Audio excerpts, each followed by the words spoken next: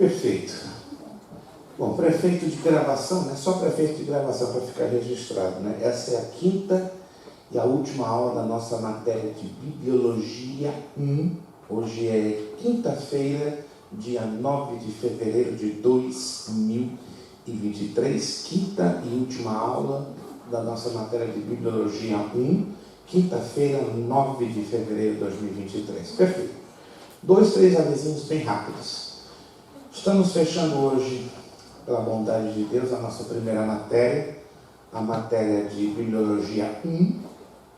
Eventualmente, já estou informado que alguns irmãos, não muitos, não poderão estar presentes, né, por razões de família, de saúde, de trabalho. Então, deixo bem claro, né, aqueles irmãos que no dia da prova não possam vir, né, com a razão devidamente justificada, não teremos problema em dar a segunda chamada da prova na aula seguinte, tá? Então, avise aquele irmão que você sabe que deveria estar aqui, mas hoje não pôde estar por razões de saúde, de trabalho, família, etc.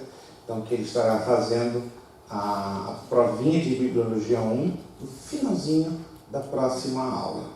Próxima aula começaremos a nossa nova matéria. Alguém tem em mente qual é? Pelo cronograma que já foi distribuído aos irmãos?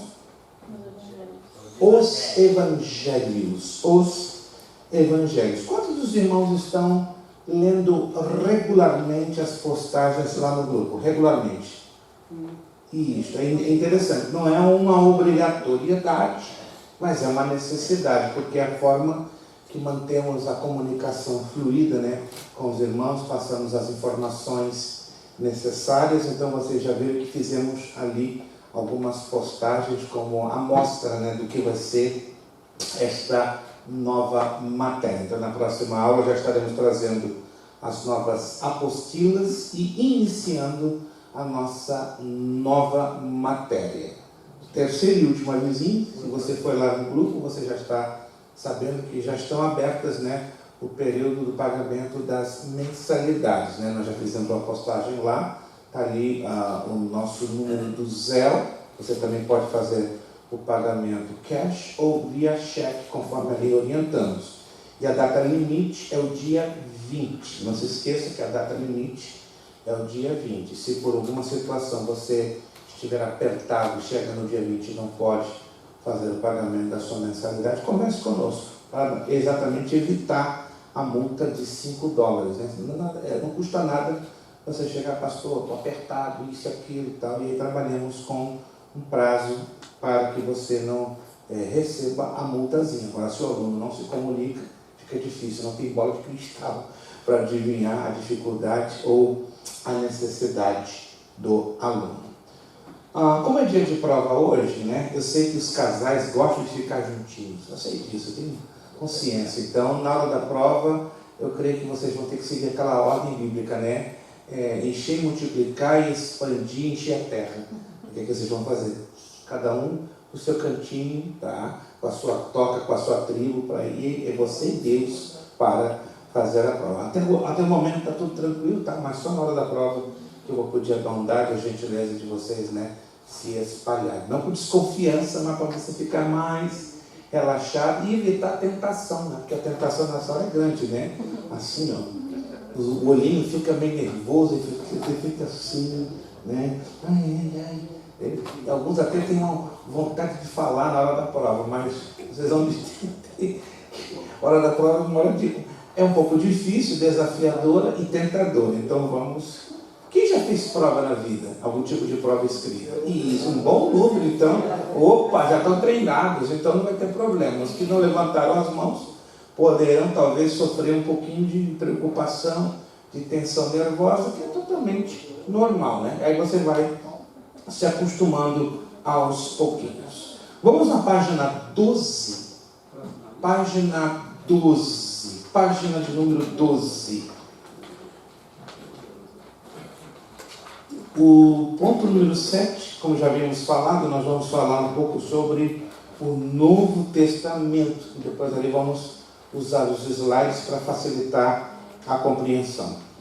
O Novo Testamento é um conjunto de 27 livros escritos por alguns dos principais responsáveis pela igreja primitiva, em um período de aproximadamente 50 anos, que iniciou um pouco antes do ano 50 depois de Cristo e estendeu até por volta do ano 100 depois de Cristo. Quem de vocês se lembra o tempo médio que se gastou para a elaboração ou para a escrita do Antigo Testamento? Vamos lá. 1500 Não, do Antigo Testamento. Vou fazer como se diz os ingleses. I shall do the rephrasing.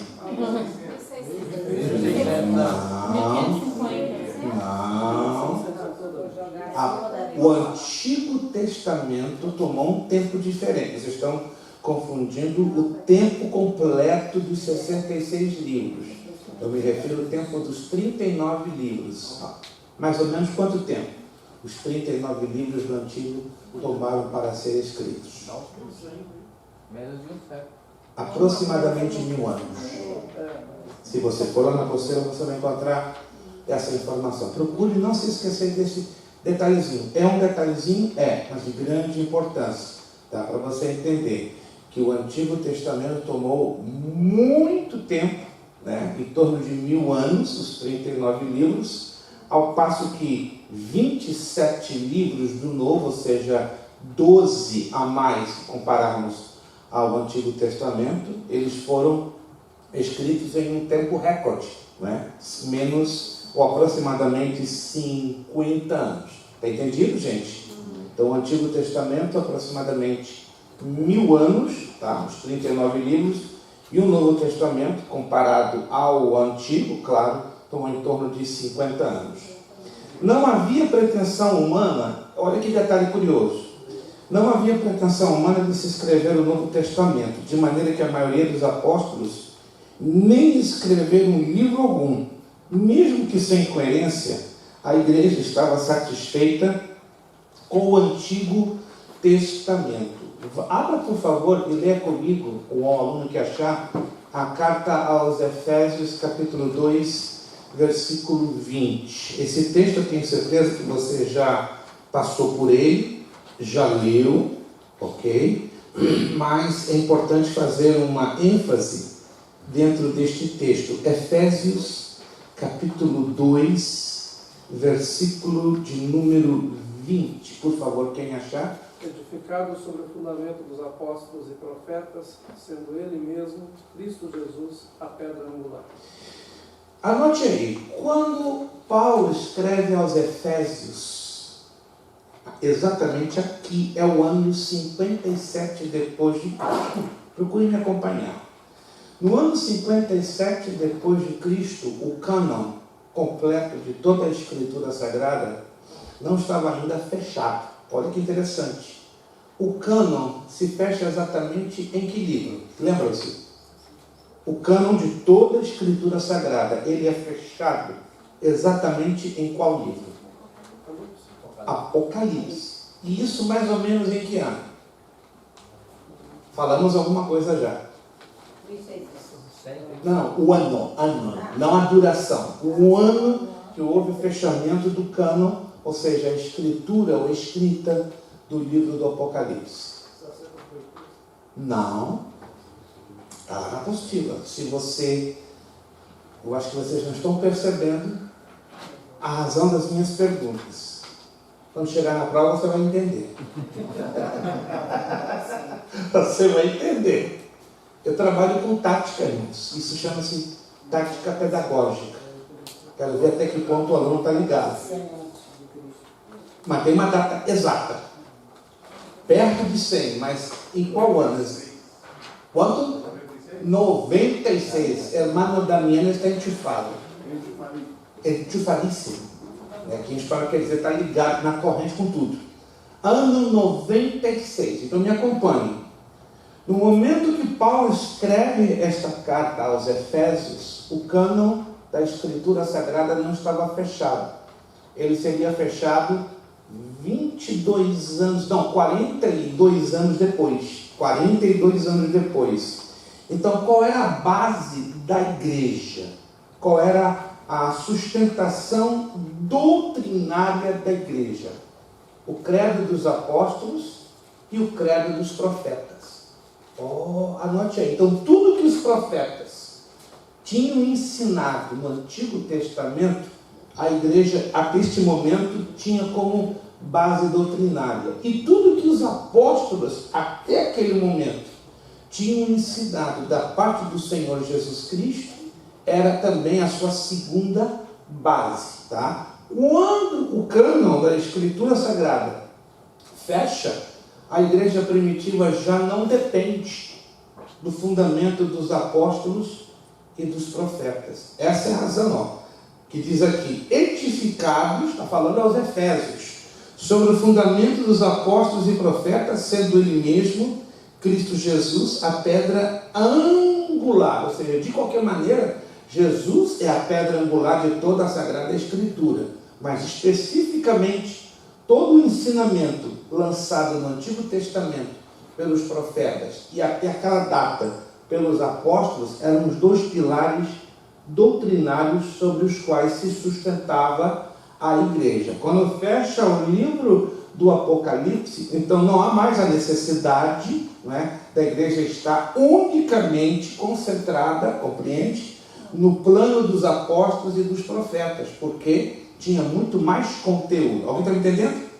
O conteúdo até aqui era limitado, mas depois da carta aos Efésios vieram as outras epístolas, de Paulo, as epístolas gerais, as pastorais, e foi fechando até chegar o livro do Apocalipse com todo o cânon totalmente completo. Pastor, sim. Mas não havia uma certa resistência que eles chamavam de autoridade apostólica, os apóstolos tentaram com Jesus, então os escritos deles eram aceitos, e qualquer um que se levantasse, mas não tivesse andado com Cristo, exato. Eles...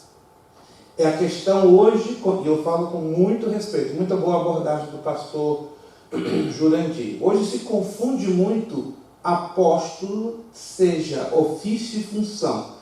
Embora a Escritura fala o dom ministerial de apóstolo, que é uma coisa, e a função, aliás, o ofício é outra coisa. Então, há uma confusão muito grande nos dias de hoje, quando fulano ele é ordenado a apóstolo. Aí se faz a pergunta, a ordenação dele está ligado ao ofício ou à função? Na maioria das vezes você pode detectar que está ligado ao ofício, ao título, à hierarquia. Então, título, ofício e hierarquia de apóstolo não existe mais nos dias de hoje. Existe a função, o dom ministerial. Eu não vou falar isso agora, quando nós entrarmos na matéria síntese do Novo Testamento, eu vou apresentar a vocês uma tabelinha bem interessante, muito interessante, que o pastor Antônio Gilberto, em 1978, lançou e criou na época uma polêmica louca no meio das Assembleias de Deus, que são os dons ministeriais e os dons espirituais, como algumas igrejas pentecostais costumam ensinar, que os dons espirituais são quantos? Alguém se lembra? Não. São 28. 9 são as manifestações do Espírito. Então tem um outro grupinho que no total fecham 28. Mas essa matéria eu vou adiantar um pouquinho lá na frente, ou posso fazer alguma postagem no meio do caminho, só para colocar o gostinho de curiosidade. Mas isso é bem interessante. Os requisitos para os apóstolos como ofício. Primeiro, ter sido chamado diretamente pelo Senhor Jesus. Segundo, ter acompanhado a Jesus, tendo sido uma testemunha ocular. E terceira razão, ou terceira base para confirmar um apóstolo bíblico, é que tenha realizado um ministério de sinais, prodígios e maravilhas. Observe que os apóstolos que Jesus chamou fizeram tudo isso. Foram chamados por ele, caminharam com ele, foram testemunhas oculares, ok? E realizaram sinais, prodígios e maravilhas. Pastor, isso é muito polêmico. Um pouquinho, porque se você observar hoje, qual é o apóstolo que tem uma vida de realização de sinais, prodígios e maravilhas? Qual é o apóstolo que foi chamado diretamente pelo Senhor Jesus? E mais, qual é o apóstolo que acompanhou Jesus na sua trajetória? Se alguém existir, alguém com essas características, então ficou congelado na máquina do tempo. E está vivo até o dia de hoje. Mas isso é para você diferenciar o apóstolo de ofício, título e hierarquia, de função. Mas a gente vai falar sobre essa temática que parece ser polêmica. O problema é que ela se torna polêmica pelo fato que não se investiga, não se estuda a fundo para ter uma compreensão. Virando a página, tudo iniciou com o apóstolo Paulo respondendo perguntas dos Gálatas por volta do ano 49 depois de Cristo. Fator que inspirou Tiago a também escrever no mesmo ano aos hebreus convertidos ao Evangelho que estavam dispersos. Deixo bem claro que a epístola, a carta aos hebreus, não foi escrita por Tiago. Tiago escreveu a epístola que leva o seu nome, cujo destinatário eram hebreus, judeus. Mas a carta aos hebreus, ninguém, até o dia de hoje, sabe quem foi o seu autor. Se você pegar a Bíblia inglesa, King James Version, KJV, deixa eu colocar aqui só para você ter a devida orientação. Se você pegar, alguém tem esse exemplar na sua casa? A Bíblia KJV em inglês, não em português, tá? É a King James Version. King James Version. Se você tem um exemplar dessa Bíblia, você vai descobrir que essa Bíblia ela foi editada ou lançada no ano de 1611 pelo rei da Inglaterra, James I. Né? James é o correspondente a Tiago ou Jaime em português. Né? Alguns traduzem por Tiago, outros traduzem por Jaime. Então, a King James Version, uma excelente tradução da Bíblia em inglês, porém em inglês arcaico, né? Em inglês de 400, 500 anos. Por exemplo, no inglês arcaico, que é o mesmo inglês usado pelo escritor inglês William Shakespeare, ao invés de você dizer you have done ou you have something, diz thou hast something. Em vez de dizer to you, para você, diz to thee. Em vez de dizer tua vara, your staff, ou your rod, diz thy rod. Alguém que tem aqui em James já percebeu isso? É bem difícil. E o have, H-A-S, né, que é a terceira pessoa do singular do verbo ter, é have. H-A-T-H. Ela é uma versão linda, porém, quem tem dificuldade de compreender a língua inglesa é bem difícil. Por que eu estou mencionando tanto essa versão?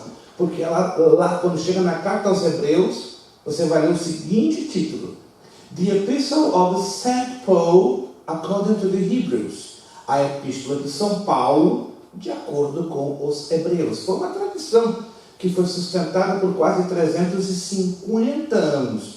Quando entramos no século XIX para o século XX, essa tradição cai por terra, porque vários estudos arqueológicos trazem à tona evidências internas que não permitem que tenha sido o apóstolo Paulo o autor a epístola aos Hebreus. Só existem dois candidatos, e até hoje nada provados, que seria Apolo ou Barnabé. E dos dois, a tendência mais forte da maioria dos teólogos poderia ser Apolo, né? Porque conhecia muito bem o grego koiné e tinha uma visão e um conhecimento profundo do sacerdócio levítico. Embora Apolo é o candidato, digamos, mais forte, né, na aceitação de quem fora o autor à epístola aos Hebreus, até o dia de hoje não tem nada provado. Entretanto, Tiago, sim, sabemos que Tiago escreveu a epístola a Tiago e como destinatário aos Hebreus convertidos ao Evangelho. Continuando. Pastor, sim. Qual foi a parte de Paulo que o senhor mencionou, Como? determinante de que não foi Paulo que escreveu essa carta? As introduções, as saudações. Vamos a algumas cartas de Paulo aos Efésios. Aos Efésios. Capítulo 1, 1. Paulo, apóstolo de Cristo Jesus, por vontade de Deus, aos santos que vivem em Éfeso e fiéis a Cristo. Se você for em Gálatas 1:1, a semelhança da introdução, ela continua. Gálatas 1:1.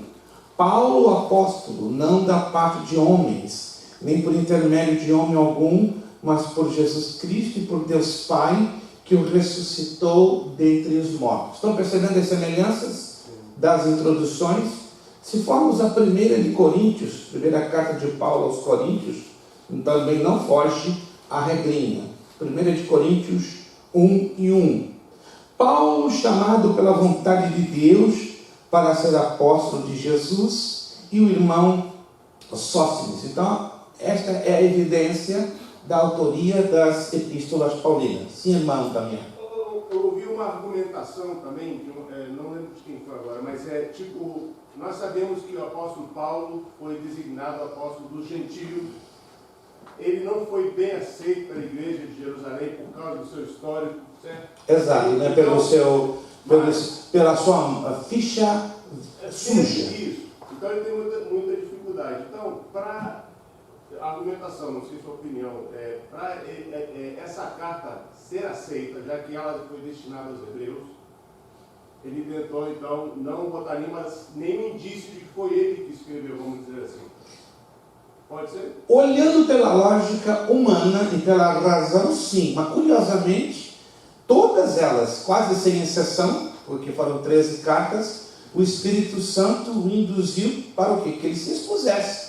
Que todos saibam que foi você. Aquele que perseguiu a igreja, aquele que pisou na igreja, aquele que fez a vida da igreja impossível. Então, não tinha como, né, Paulo se ocultar. Lembremos-nos que lá em Atos capítulo 9, se não me engano, foi quando houve o encontro do Senhor Jesus Cristo a Paulo, né? Uma das coisas que me chama a atenção é que Jesus disse a Paulo, né? Na verdade ele disse a Ananias, né?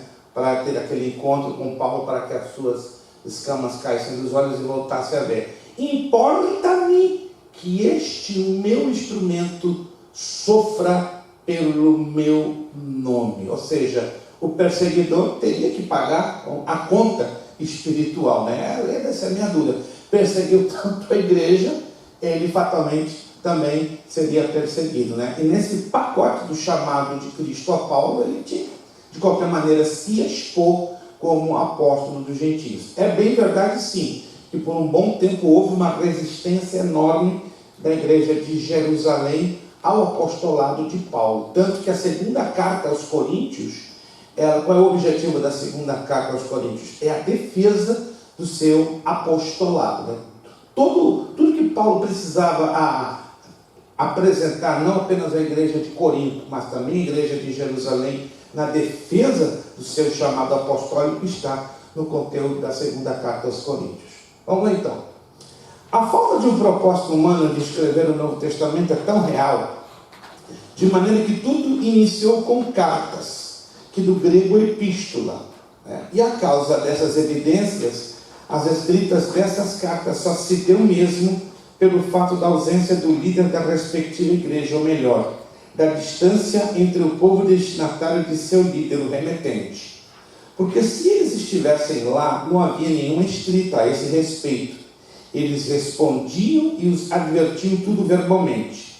E nos anos finais da vida de Mateus, de João e de Pedro, eles foram aconselhados a escrever tudo o que sabiam sobre o ministério terreno de Cristo, porque os mesmos eram testemunhas verídicas que não iria durar muito tempo.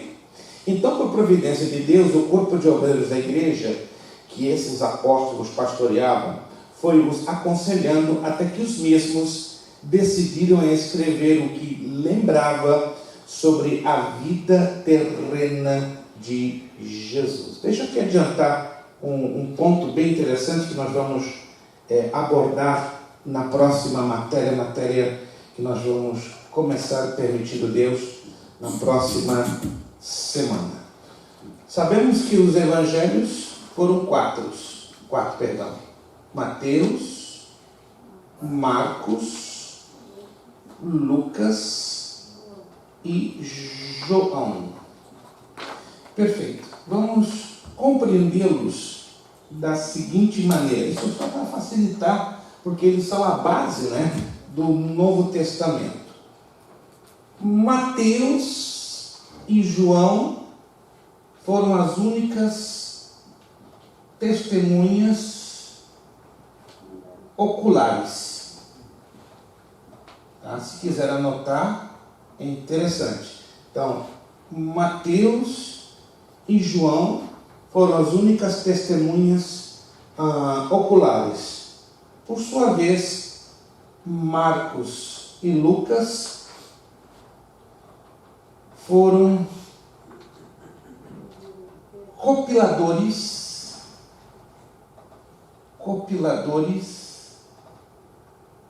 da vida terrenal do Senhor Jesus.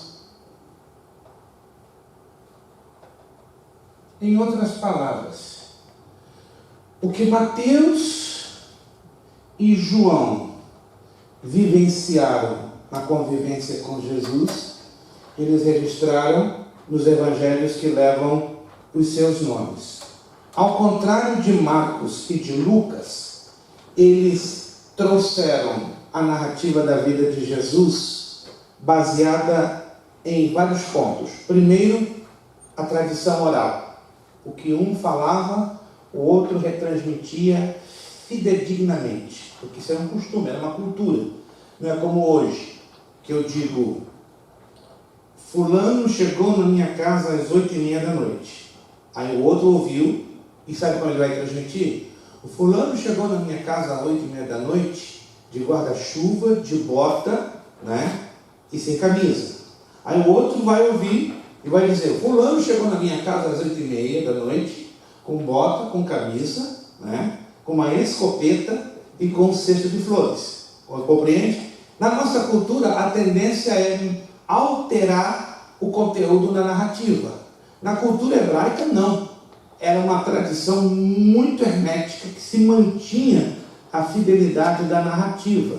Então, quer dizer que Marcos e Lucas, primeiro, se basearam na narrativa da vida de Jesus através da tradição oral. Segundo, através de documentação escrita que chega nas mãos deles, através de fontes que a teologia chama de fonte K, L, M, N e Q. Isso nós vamos estudar quando entrarmos na matéria seguinte. Eram 5 fontes documentadas que traziam detalhes da vida e ministério de Jesus e que concordavam quase que perfeitamente com Mateus. Lembrando que João é o conteúdo completamente diferenciado.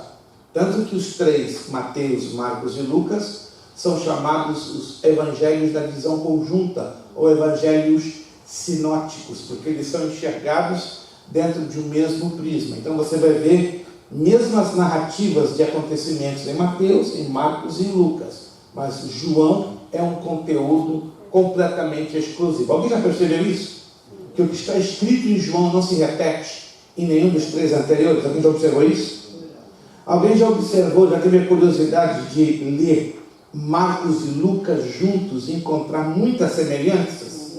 É devido a essa questão das fontes documentadas, certo? Mas isso a gente vai falar com riqueza de detalhes quando entrarmos nesta matéria. Os livros do Novo Testamento, são 27 livros do Novo Testamento a saber, Mateus, Marcos, Lucas, João, Atos, Romanos, 1ª, 2ª de Coríntios, Gálatas, Efésios, Filipenses, Colossenses, as 2 de Tessalonicenses, as 2 de Timóteo, Tito, Filemão, Hebreus, Tiago, as 2 de Pedro, as 3 de João, Judas e Apocalipse. Referindo-se às epístolas, que há mais de uma com o mesmo nome, não é adequado citar os numerais ordinais do masculino. Isso é uma regrinha, né? Como tem um salado aqui de regrinhas, que muitos não conhecem, outros que conhecem tratam de ignorá-la, mas vamos nos esforçar para seguir essas regrinhas de nomenclatura. Enquanto no Antigo Testamento cita-se no masculino, porque na verdade lá não tem cartas ou epístolas, mas somente livros, e o seu gênero é masculino. No Novo Testamento, olha que interessante, é diferente. Não há livros na sua terceira parte, há somente epístolas, cartas, as quais são do gênero feminino. Portanto, não é adequado dizer no masculino primeiro ou segundo aos Coríntios, porque isso trata-se de concordância nominal, é a linha básica, né, de língua portuguesa, ou primeiro ou segundo aos Tessalonicenses, ou primeiro ou segundo a Timóteo, ou primeiro ou segundo de Pedro, ou primeiro ou segundo ou terceiro de João. Essas expressões são incoerentes. Entendo que alguns cometem essa pequena falha por desconhecimento de causa, mas a partir do momento que eu e você estamos aprendendo e sabendo, vamos então corrigir o nosso fraseado. O correto é citá-las no feminino, a saber, primeira ou segunda aos Coríntios. E você vai me perguntar, por que primeira? Porque concorda com primeira carta ou primeira epístola. Só que se omite a palavra carta ou a palavra epístola. Todos estão me entendendo? Há uma figura de linguagem na gramática da língua portuguesa quando você omite uma palavra tendo consideração a primeira que faz referência à segunda. Alguém se lembra?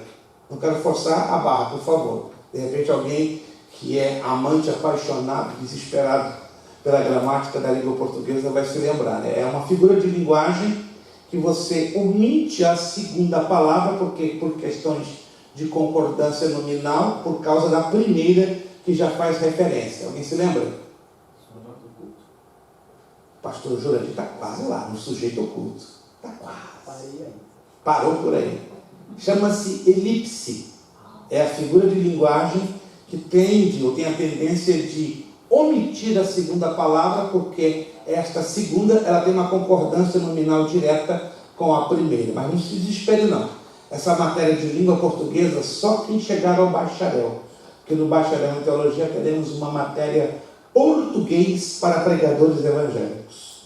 Nós vamos usar a Bíblia como livro, texto para melhorarmos a nossa língua portuguesa.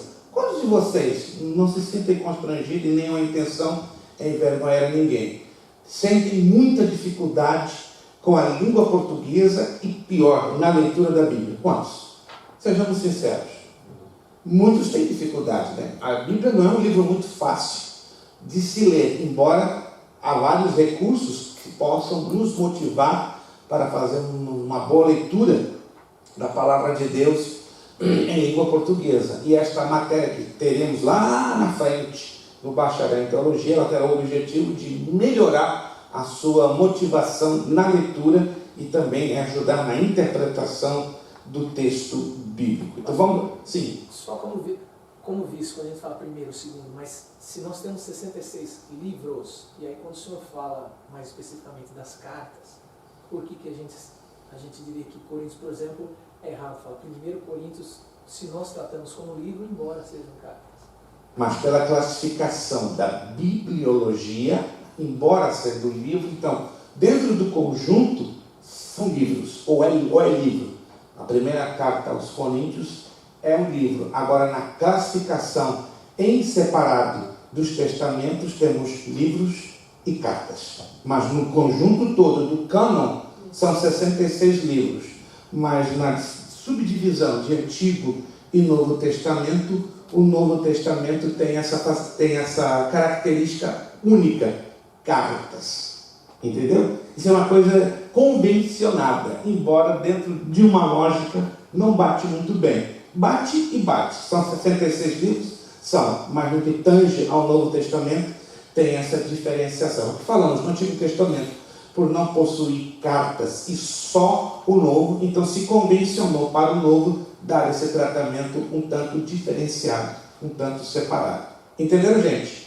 São de fato 66 livros, só que se dá um tratamento diferenciado na nomenclatura ou na determinação das cartas que são um conteúdo praticamente de 45%, de 40% a 45% do Novo Testamento. Vamos lá. Quando epístola, carta, é destinada às igrejas, por exemplo, Coríntios, Tessalonicenses, a preposição que vem logo depois do numeral ordinal da carta é a combinação a mais o, ou aos, no plural, que é aos. Veja, primeira ou segunda aos Coríntios, e não a Coríntios, né? Ouço pessoas dizerem primeira a Coríntios, incorreto, é aos Coríntios, objeto direto, está destinando-se a quem? A pessoas, tá? Aí vem primeira ou segunda aos Tessalonicenses, nesse caso, igrejas. Letra B, quando a carta é destinada a pessoa, então uma coisa é igrejas, então Coríntios, a igreja em Corinto, aos Tessalonicenses, a igreja em Tessalônica, então igrejas, a letra B já muda, é destinada a pessoa. Timóteo, a preposição que vem logo depois do numeral ordinal da carta é, a essencial é a. Primeira ou segunda, a Timóteo, porque se trata de pessoa e não de igreja. Letra C, quando a epístola, carta tem o nome do seu escritor, olha só, por exemplo, João, Pedro, preposição que vem logo depois do numeral ordinal da carta é de. Então, vejam, primeira ou segunda de Pedro, primeira, segunda ou terceira de João. Vamos recapitular? Qual é a preposição que usamos no que tange as cartas dirigido a igrejas? Qual é a preposição? Ao ou aos. Confere? Confere? Qual é a preposição que usamos quando o destinatário são pessoas? A. E qual é a preposição que destinamos quando vem o nome do autor ou do escritor? De. Então não é complicado. Ó, igrejas, ao ou aos. Pessoa, a. Nome do autor, de. Anotado? Não é complicado, é só procurar separar e memorizar. Teoria da cronologia dos livros do Novo Testamento. Embora haver outras teorias para a cronologia da escrita dos livros do Novo Testamento, apresentarei somente duas. Existem 11, mas eu não vou trabalhar com as 11, eu vou trabalhar apenas com duas, que são as mais influentes nos dias de hoje. A teoria A e a teoria B. Anote aí, quando eu falo de teoria, eu falo de uma dedução, eu falo de uma hipótese, eu falo de uma linha de pensamento que tem uma tendência muito forte a ser verdade, porém sem uma prova final. Compreenderam? Quem está me entendendo? Quando eu falo de teoria, eu não estou fazendo o que? Uma afirmação, mas eu estou trazendo uma dedução, uma ideia, uma hipótese que pode ser sustentada como a mais plausível ou a mais aceitável. Vamos lá. Vamos iniciar com a teoria das maiores autoridades na área. Tanto para Gilberto como para Almeida, não se trata nem do Antônio Gilberto nem de Ferreira de Almeida, né? São teólogos que no ano de 2010 se apresentaram tanto a teoria A como na teoria B. Essa é a cronologia da escrita dos livros do Novo Testamento. A Epístola aos Gálatas, escrita no ano 49, na cidade de Antioquia, na Síria, depois da primeira viagem missionária de Paulo. A Epístola a Tiago, escrita no ano 49 depois de Cristo em Jerusalém, na Igreja Mãe. A primeira Epístola aos Tessalonicenses, escrita no ano 51, na cidade de Corinto, uma das capitais da antiga Grécia, durante a segunda viagem missionária de Paulo. A segunda Epístola aos Tessalonicenses foi escrita entre os anos 51 e 52 em Corinto, durante a segunda viagem missionária de Paulo. A primeira Epístola aos Coríntios, escrita no ano 55 depois de Cristo, na Macedônia, nominada a diversas províncias romanas na região da Macedônia. O Evangelho de Marcos, escrito entre os anos 55 e 65 em Roma, segundo afirma Clemente e Irineu. A Epístola aos Romanos, escrita no ano 57 em Corinto, durante a terceira viagem missionária de Paulo. O Evangelho de Lucas, escrito nos anos 60 e 65 em Cesareia ou em Roma, durante as prisões de Paulo. O Evangelho de Mateus, escrito entre os anos 60 e 65 da Palestina. A Epístola aos Efésios, que eu falei a vocês, que poderia ter sido escrita em 57, por essa teoria, está escrita entre os anos 60 e 62 na prisão de Roma. A Epístola aos Filipenses, escrita no ano 60 na prisão em Roma. A Epístola aos Colossenses, escrita no ano 61 na prisão em Roma. A Epístola a Filemão, escrita no ano 61 na prisão em Roma. Então nós temos aí toda a listinha, não vou prosseguir porque é um pouco extenso, fazem parte desta teoria. Agora, se você analisar com a teoria B, ela difere sistematicamente. Alguém já me perguntou, eu me inclinaria para qual das duas? Para a combinação das duas. Porque eu prefiro analisar essas duas teorias pelos acontecimentos históricos confirmados dentro do texto bíblico. Então, se você confirma, você pega, digamos, a narrativa de Atos, a narrativa de Romanos, a narrativa de 1ª e 2ª aos Coríntios, e aí vai, então você vai chegar à conclusão que entre a teoria A e a teoria B se poderia formular uma terceira teoria. Lembra-se que eu falei que existem 11, e eu me inclino pela terceira teoria, que ela é chamada a teoria C, que ela é uma combinação, alternativa entre as datas da teoria A com a teoria B. Você vai, é claro, na internet e vai encontrar algumas destas datas bem semelhantes ou bastante diferenciadas. Minha humilde sugestão: fique com a combinação da teoria A, da teoria B. Mas na internet, em vários livros, você vai encontrar as outras demais que podem até causar um pouquinho de confusão se você fazer uma análise dentro da história ou dos acontecimentos históricos. Vamos aqui avançar um pouco, só para termos uma visão. Os 4 evangelhos, definitivamente, Mateus, Marcos e Lucas, trazem um relato da vida, da morte e da ressurreição de Jesus, que vai ser objeto do nosso estudo a partir da próxima semana. Mateus, Marcos, Lucas e João. O que eles falam em poucas palavras? Estamos dando praticamente uma palhinha do que nós vamos estudar a partir da próxima aula. A manifestação do Evangelho. Quem se lembra do significado da palavra Evangelho? Somente isso? Para em Boas Novas. É um pouquinho mais. Alguém acredita que já ouviu o significado da palavra Evangelho um pouquinho além de Boas Novas? Expansão. Boas notícias. Boas notícias. Isso nós vamos aprender com riqueza. Tem 4 significados da palavra Evangelho, que do grego é Evangelium. E uma delas é Boas Novas, que é a mais popular. Depois, Boas Notícias. Depois, Mensagem alvissareira. E aí vai. Muito bem. O pastor Marco, a nova boa notícia é a mesma coisa. Não no pensamento greco-romano. No nosso pensamento ocidental parece a mesma coisa, mas não no pensamento greco-romano. Então nós vamos estudar a visão dos 4 evangelhos na visão grega, na visão romana, que é a visão que a teologia, popularmente, Boas Novas e Boas Notícias é o sinônimo, mas não no plano teológico, no plano bíblico. Tem uma pequena diferença, vocês vão entender de uma maneira bem interessante essa palavra Evangelho. Biografia de Jesus Cristo, carreira terrena de Jesus Cristo, Filho de Deus.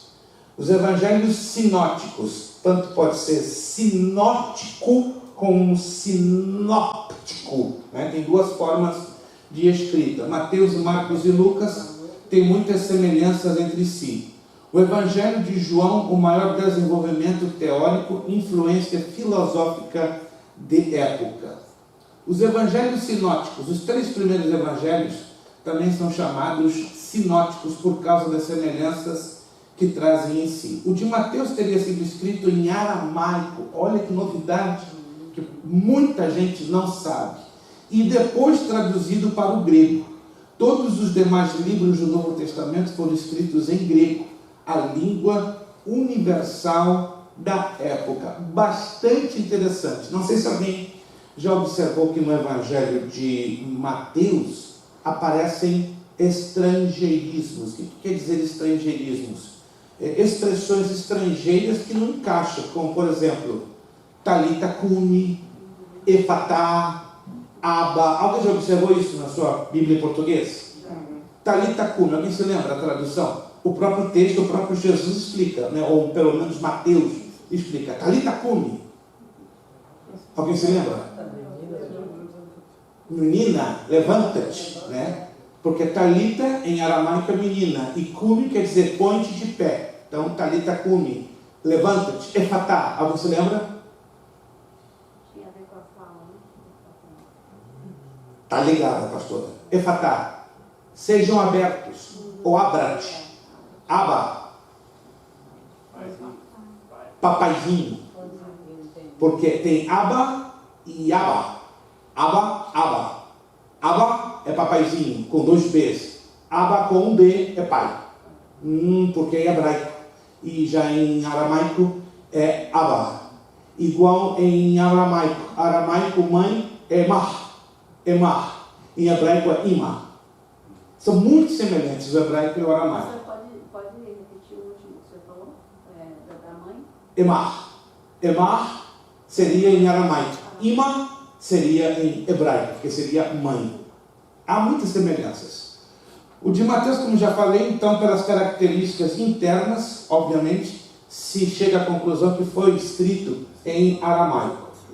Atos dos Apóstolos é o único livro histórico do Novo Testamento. É o registro histórico do início da Igreja de Jerusalém e das 3 viagens missionárias. O livro de Atos dos Apóstolos envolve a história entre os anos 30 e 60 depois de Cristo, ou seja, 3 décadas de relato histórico. A propagação do Evangelho conta a missão dos apóstolos após a ressurreição de Cristo. Atos dos Apóstolos trata dos resultados da morte, da ressurreição de Cristo. Fala da descida do Espírito Santo, fala da propagação das boas novas, por imposição e liderança do Espírito Santo, começando em Jerusalém, Judeia, Samaria e até os confins da terra. As epístolas paulinas, como já mencionamos, são 13. Romanos, as 2 de Coríntios, Gálatas, Efésios, Filipenses, Colossenses, as 2 aos Tessalonicenses, as 2 de Timóteo, Tito e Filemão. Historicamente, foram os primeiros escritos do Novo Testamento. As cartas ou epístolas, epistolos em grego, significa cartas. Consta de 13 cartas cuja autoria é atribuída a Paulo.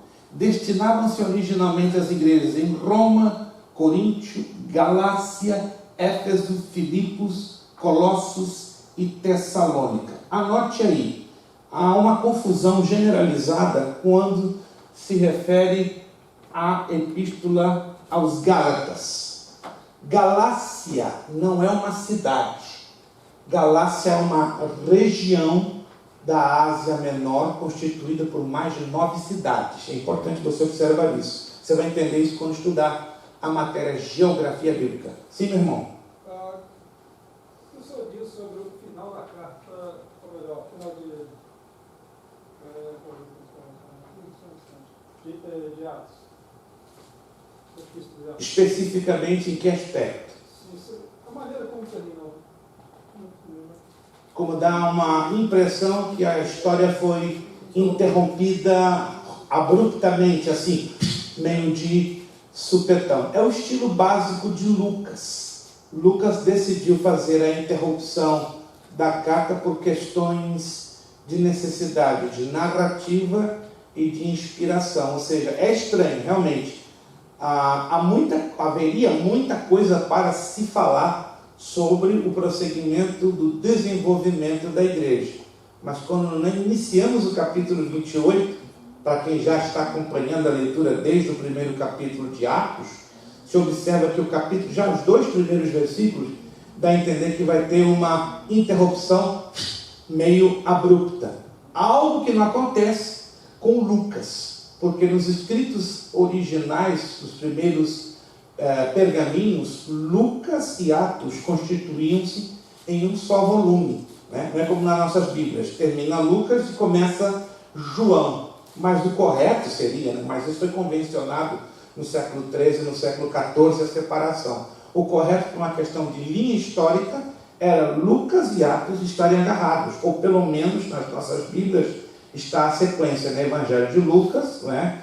Atos dos Apóstolos e aí o Evangelho de João. Mas isso foi convencionado no século XII, no século XIII. A Reforma Protestante confirmou essa disposição desses livros, porém, com respeito ao final de Atos, muitos ainda não entendem porque Lucas fez esse corte muito rápido, muito sistemático, muito abrupto. Mas a história poderia, sem dúvida nenhuma, ter uma continuidade, como sabemos por fontes paralelas que teve uma continuidade. Bom, vamos passar para mais 2 slides, porque já são 9h20, tá? Eu quero dar um intervalinho para o café, e depois do café, bem relaxados, bem energizados, né? Cafeinados, vamos passar então para a ouvir, tá bom? Vamos lá avançar. Alguma pergunta até o momento? Não? Vamos avançar um pouquinho? Sim. Eu tenho uma pergunta. Faça. Voltando à planilha anterior, sinópticos, qual é a etimologia dessa palavra? É por causa dos sinais?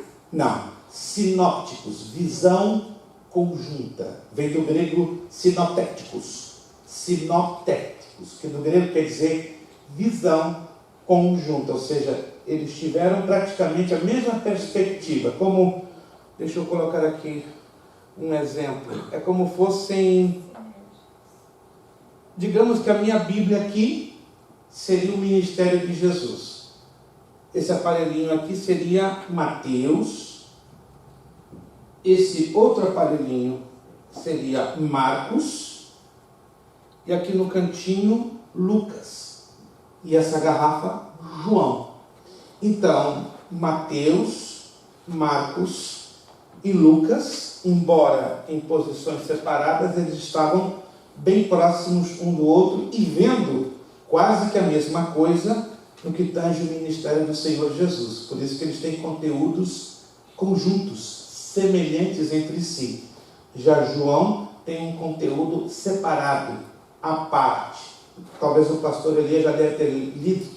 Lá em Mateus, fala de um cego em Jericó e dá o seu nome, Bartimeu. Mas Lucas apresentam-se 2 cegos e não apresentam-se nomes. Quem está errado? Nenhum dos 2 estão errados. É porque Mateus decide apresentar um cego e dar o seu nome. Já Lucas apresenta 2 e não dá nome. Como Mateus mostra um endemoniado de Gadara. Não temos o nome, mas é um só. Mas Lucas, parece uma contradição, vemos 2. Quem está errado? Nenhum dos 2. É porque Mateus, por inspiração do Espírito Santo, decidiu destacar um. Mas Lucas decidiu destacar 2. Essas similaridades e diferenças, vamos conhecer nessa. Vai ficar curtinha, 5 aulas para estudar os 4 evangelhos. Fala sério, a gente, quando estiver engrenando, descendo a ribanceira, a gente vai ter que cortar o embalo, porque é uma matéria muito gostosa e muito surpreendente, porque nós vamos em pontos que nunca, jamais pensávamos conhecer. Os milagres, né, pastor? Eles relatam muito essa similaridade. Exato. Deles. Um relatando alguma coisa, né, às vezes números ou quantidades, homens e mulheres e crianças. Exatíssimo, pastor. Pastora está ligada, ela está enchufada, como diz o irmão Daniel. Tá? Porque o Evangelho de Marcos, só para dar uma palhinha, é o Evangelho dos milagres. Se você quer conhecer um Evangelho que tem milagre de ponta a ponta, em grande quantidade, em alta velocidade, Marcos. Mas se você quer conhecer os prodígios de Jesus nos seus mínimos detalhes, Lucas. Porque Lucas é mais sistemático. Ele é bem detalhado. Lucas, ele era conhecido por uma profissão. Qual era a profissão de Lucas? Médico. Somente médico? Ele era mais do que isso. Ele era um polímata. O que é um polímata? A palavra polímata, que muitos de nós não usamos, ela vem do grego polimatos. Poli quer dizer muitos, né? E mata vem de matolos, que quer dizer habilidades. Então Lucas era um polímata, ele tinha muitas habilidades. Era médico, quer anotar? Só para adiantar. Biólogo, historiador e geógrafo.